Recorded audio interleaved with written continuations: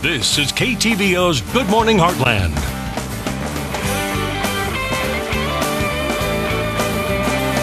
And welcome back. It's now time for our entertainment segment, which means we're talking movies with Scott. And today we're reviewing Despicable Me 2. That's right. A great movie for kids. You know, for a while we haven't had options out there for our kids to go to movies. You know, it's kind of been just the one. You have a lot of horror movies, action movies, things that aren't good for kids of any age that you could take them to and actually enjoy the movie as well. And now we have Monsters University. We have Despicable Me 2. And this is just a really great movie for the entire family to go to. I myself took my nephew Asher and my niece Ayame to the movie, and Do they like it? Loved it. Loved it. On the edge of their seat the entire time. And my favorite part about it was it wasn't one of those kids movies where I have to sit there with my niece and nephew and be like, you know, just keep checking the clock. You know, Steve Carell and does just a great job with the voiceover. They do a great job with the comedy. They spread it out to there's a few that are just strictly for parents, but a lot of them are for everybody. And you know, they go back to the old slapstick style comedy with those little yellow minions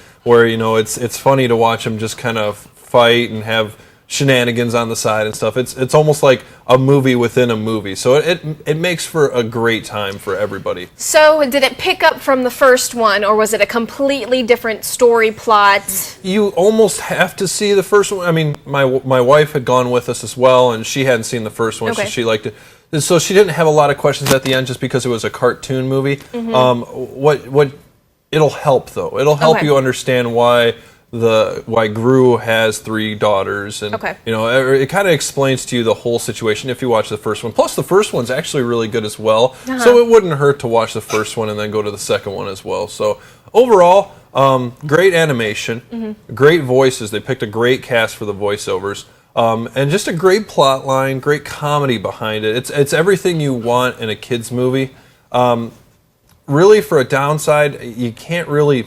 It's hard to find something like that. I guess for the downside of it would be it's not for everybody. There's a lot of people who think those kind of jokes and those kind of childish things are not funny, so they might not find this entertaining. So it might not be for everybody. It's not like a date movie, but it's perfect for the family, perfect for this weekend. If you have family in with a lot of kids, it's great. It's a great movie to take them to kill, and it's only an hour and 45 minutes, so it's. So do you think it has competition with Monsters University and The Lone Ranger that also came out this weekend? Well, they're saying The Lone Ranger's a big flop. You know, not only is the movie being said to not be that great, but it's also being said that it cost about $235 million to make. So for them to actually come out on top of on this movie is not going to be really plausible. I think it has competition with Monsters University. It's getting good reviews. A lot of people are enjoying it. Children are enjoying it.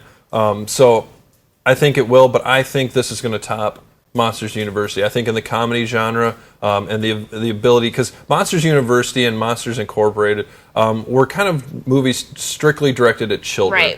They weren't really there for the whole family. This movie has everything for everybody. So out of 5 stars? We're giving it 4. Wow. Yeah, all right. I was impressed with it. So definitely a great thing to do this weekend if you want to kind of maybe stay cool for a couple hours before going outside and enjoying. Or just want the kids just to settle down and watch them because it'll keep their attention the whole time. Perfect. Thanks for that. Yep. We'll be right back.